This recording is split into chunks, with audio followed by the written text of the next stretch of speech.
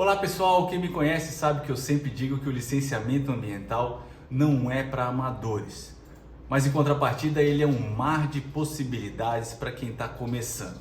Isso porque ser iniciante não significa ser amador, porque afinal de contas ser amador é não agir com profissionalismo. É isso que é o significado. Mas seja você um iniciante, seja você um iniciado, existe um fator super importante no licenciamento ambiental que não pode ficar de fora em nenhum processo de licenciamento e nem na produção de nenhum estudo ambiental, e eu estou falando do planejamento. E eu confesso para vocês que escrevendo o roteiro desse vídeo, e eu faço mesmo um roteiro, todo vídeo aqui tem um roteiro, porque senão eu me perco, não adianta, tem que ter um roteirozinho para poder seguir. E eu comecei a perceber e dar uma viajada até, que tudo aquilo que é bem sucedido, tudo aquilo que funciona, tudo aquilo que dá certo, tem planejamento. Nenhum avião decola sem um plano de voo, nenhuma roupa chega numa loja sem que haja um planejamento da coleção lá 2 anos antes, né? Nenhuma obra sai do papel sem que haja um bom planejamento. Então a gente não pode esperar que uma licença ambiental saia assim, rápida, sem um bom planejamento. Eu sou o professor Victor Valente Silvestre, sou engenheiro sanitarista ambiental, fundador aqui da Viva Assessoria Ambiental, atuo com licenciamento ambiental há mais de 15 anos. E a minha missão aqui é ensinar consultores ambientais a produzirem estudos ambientais mais eficientes, de forma mais rápida e segura. E é por isso que no vídeo de hoje eu trouxe para vocês os 6 passos para um bom planejamento de um estudo ambiental. E o primeiro passo é você entender o que o órgão ambiental exige. Então, a partir do primeiro momento que você tem essa demanda de produzir um estudo ambiental, você precisa compreender o que o órgão ambiental exige, quais são as normativas, será que tem alguma instrução normativa, será que tem algum termo de referência. É importante esmiuçar isso para que você possa começar. E além disso, entender quais são os órgãos intervenientes que são exigidos pelo próprio órgão ambiental. Então, muitas vezes você vai se deparar com órgãos ambientais que exigem ali certidões da Defesa Civil, exigem as certidões de uso e ocupação do solo, ou exigem alguma outra certidão aplicável a esse empreendimento. Então você precisa, nessa primeira etapa, entender tintim por tintim. E como é que você faz isso? Uma das formas de você fazer isso é buscar no próprio site ali do órgão mesmo. A grande maioria deles, em todo o Brasil, seja estadual ou municipal, publicam ali as suas normativas no seu sítio eletrônico, enfim. Mas caso você não consiga encontrar essas informações, e é por isso que essa é a primeira etapa do planejamento, você pode utilizar um instrumento legal, que é um instrumento da Lei de Acesso à Informação.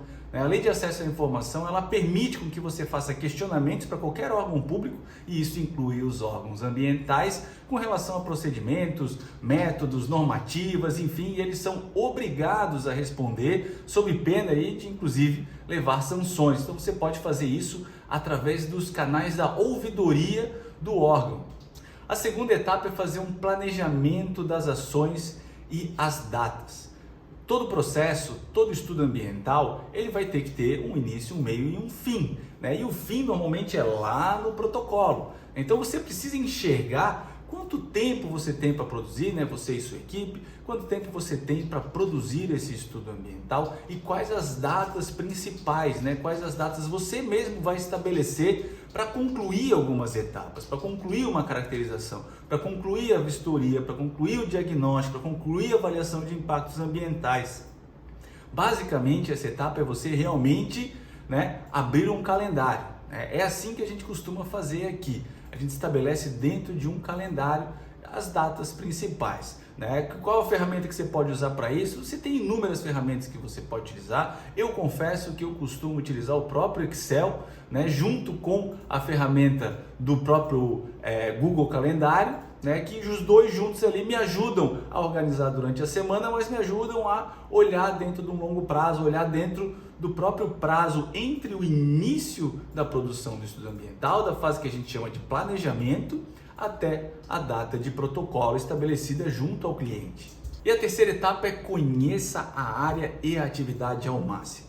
Eu sei que isso pode parecer meio óbvio, Mas nessa fase de planejamento é importante que você conheça aonde que é esse local, né? Será que ele tem vegetação? Será que ele não tem vegetação? Será que tem curso d'água? Né? Como é que é esse local? Se ele é antropizado no entorno? Se ele não é? Né? É fundamental que você utilize aqui não vistoria em campo. Não é o momento ainda da gente fazer uma vistoria em campo. É justamente por isso que essa fase é importante, porque é através dessa fase onde remotamente, sem sair do escritório, você vai conseguir compreender aproximadamente como que é a área que você pretende licenciar.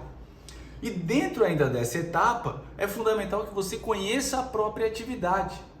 É muito comum a gente começar processos de licenciamento ambiental e estudos ambientais sem ter todas as informações da atividade fornecida pelo cliente. Isso porque muitas vezes nem ele sabe, muitas vezes, a depender do período que você foi contratado, nem ele sabe muitas informações. Então é nessa fase que, além de conhecer a área remotamente, é importante que você entenda um pouco mais daquela atividade, principalmente se essa não for uma atividade corriqueira para você.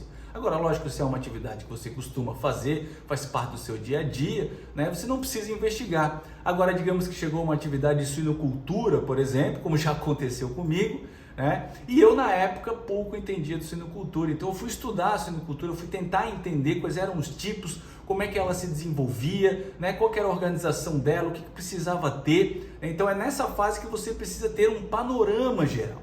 Eu gosto sempre de recomendar nessa fase também que uma boa ferramenta para te auxiliar nessa fase é buscar licenças ambientais de atividades similares. E isso você pode fazer em órgãos ambientais que dispõem de um sistema público ou utilizando a mesma ferramenta que eu falei lá na primeira etapa, que é a própria Lei de Acesso à Informação, onde você pode solicitar, inclusive, cópia de licenças ambientais de algumas atividades em específico. E a quarta etapa é você fazer um roteiro do seu estudo ambiental. Eu sei que isso também pode parecer meio óbvio, né? Mas assim como eu criei um roteiro para estar aqui falando com vocês, para que eu consiga me basear e saber exatamente o que falar, sem me perder, sem viajar, você também precisa fazer um roteiro do seu estudo ambiental. E esse roteiro, considerando que você já entendeu o que o órgão ambiental quer, ou seja, na primeira etapa você já viu ali o que o órgão ambiental exige, quais são os documentos que ele dispõe, instruções normativas, termos de referência, então você já entendeu o que o órgão ambiental precisa. Na segunda etapa, você estabeleceu os prazos e as ações. Nessa terceira etapa, você entendeu mais da atividade e entendeu mais da área.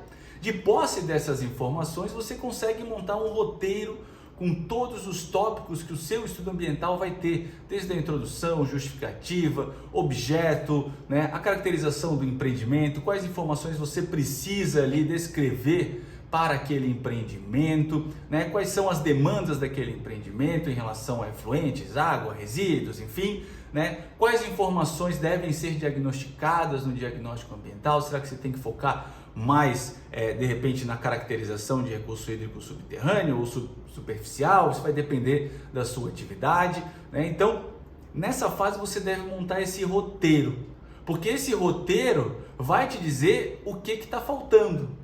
E agora, de posse desse roteiro, você tem plenas condições de fazer o seu checklist para a vistoria.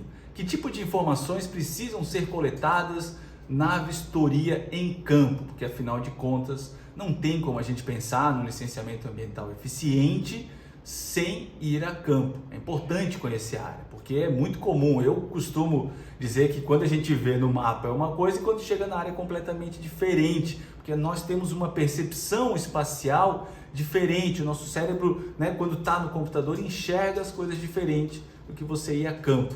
E sem dúvida nenhuma, em campo é onde você vai identificar algumas outras coisas que você não foi possível de se identificar através do georreferenciamento, né? Porque nem todas as bases de recurso hídrico estão mapeadas, né? Não é tudo que você consegue identificar por georreferenciamento, né? Mas você precisa ir a campo e conferir essas informações e identificar informações novas. E para isso você precisa estabelecer um checklist para que nada fique para trás. E quando eu falo de checklist, eu não falo também só das informações, mas do checklist do que você precisa levar a campo. Será que precisa levar facão? Será que precisa levar foice? Será que precisa levar máquina fotográfica?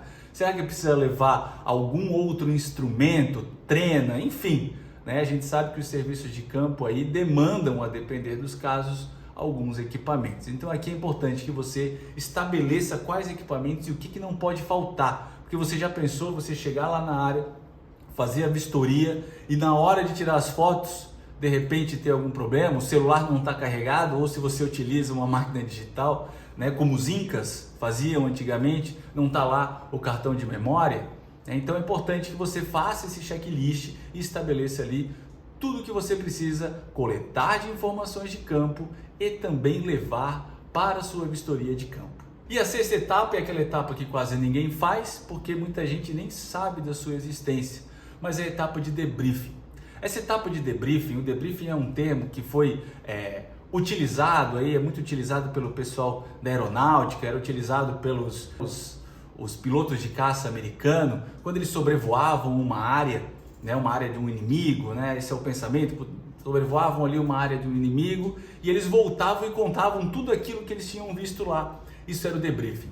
Então é importante que você faça o debriefing após a vistoria, né? Se você trabalha sozinho ou se você trabalha com uma equipe, você compartilhar essas informações, mas nesse debriefing, a nossa missão aqui não é só enxergar o que aconteceu, mas principalmente o que faltou. É nessa hora que você tem que olhar o que de repente você não planejou certinho, o que faltou no checklist, que você até conseguiu visualizar na hora, mas não estava ali no checklist, ou o que de fato faltou, né? E aí você verificar se isso pode ser corrigido, se não pode ser corrigido, porque esse debriefing, na verdade, ele vai te preparar para o próximo planejamento. Ou seja, o próximo estudo ambiental que você for produzir, você precisa olhar para esse debriefing e pensar, olha, o que eu errei aqui que eu não posso deixar para trás nesse próximo processo de licenciamento ambiental. Pessoal, eu sei que planejamento é um troço chato, não é legal, né? Principalmente quando a gente recebe essa demanda de um estudo ambiental, a nossa tendência natural muitas vezes é já sair querendo produzir, já querer sair escrevendo ele, né? E talvez até coletar algumas informações meio esparsas, mas a gente precisa ter um método, porque afinal de contas, como eu falei para vocês no começo desse vídeo, tudo que é sucesso nesse planeta é precedido de um planejamento e no licenciamento ambiental não pode ser diferente. Quem me vê falar aqui nesse vídeo nem imagina, né, o quão desorganizado eu já fui para começar os meus estudos ambientais. Confesso para vocês que era uma verdadeira bagunça, né? E eu não tenho orgulho de falar isso, mas eu falo isso para compartilhar com vocês, porque isso me custou muito caro, isso me custou muito tempo, na verdade, essa desorganização e essa falta de planejamento. E é por isso que eu estou fazendo esse vídeo aqui para você, para que você não pague, não apanhe o tanto que eu já apanhei pela minha própria desorganização. Eu sei que falar parece ser fácil, mas eu já fiz muita coisa errada também, já fui completamente bagunçado para começar os estudos ambientais.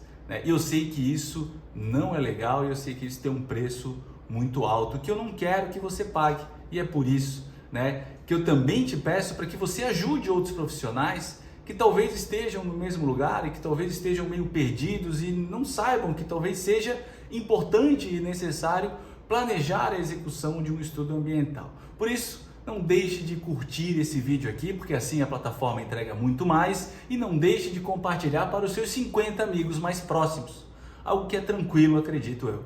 Não, brincadeira, pessoal, né? Mas se você compartilhar com pelo menos um colega seu de profissão, isso já vai estar muito bom. Certo? Um grande abraço e até o próximo vídeo.